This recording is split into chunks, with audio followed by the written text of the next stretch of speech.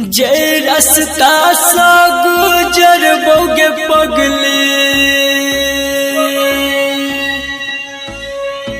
रास्ता छेक ली है।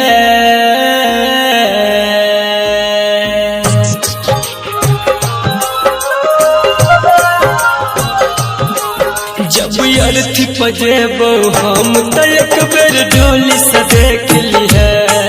जब अर्थी